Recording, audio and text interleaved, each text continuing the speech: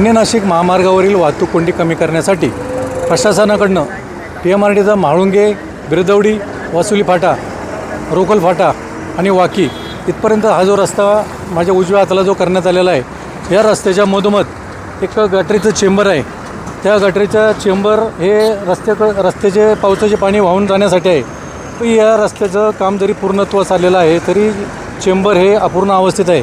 चेंबरच्या ज्या सळया आहेत त्या वरती आलेल्या असल्याकारणाने अपघाताचा धोका नक्कीच संभवतो. त्याच्या शेजारी एक DP आहे, ती रस्त्याच्या मधोमध आहे, ती काढण्यात यावी अशी नागरिकांची मागणी होती.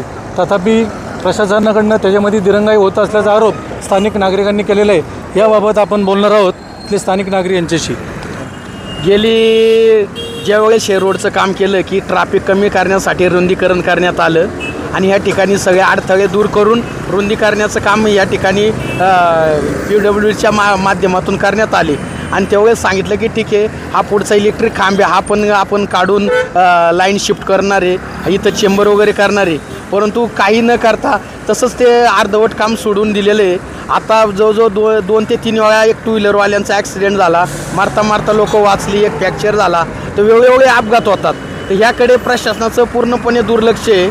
इथून मागेही नागरिकांची मागणी केली की बाबा हे काम त्वरित पूर्ण व्हावे. अधिकारी उडवडीची उत्तर देतात, वेळ मारून येतात की ठीक आहे आम्ही करणार आहे आणि केलं जात नाही. तरी ही प्रशासनाला मागणी आहे नागरिक म्हणून की सदरील याचं काम, चेंबरचं काम पूर्ण व्हावं.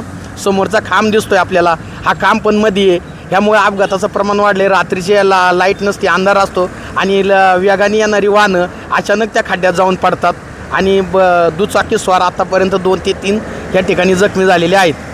तरी हीच विनंती आहे की लवकर प्रशासनाने याचं काम पूर्ण करावं. कारण आता येणारा पावसाळा आहे, पाऊस आल्याच्या नंतर पूर्ण पाणी जर साचलं तर त्या पाण्यामुळं तो खड्डा दिसणार नाही आणि अपघात अजून तीव्र होण्याची शक्यता आहे. याबाबत आपल्यासोबत आहेत मराठा क्रांती मोर्चाचे मनोहर वाडेकर.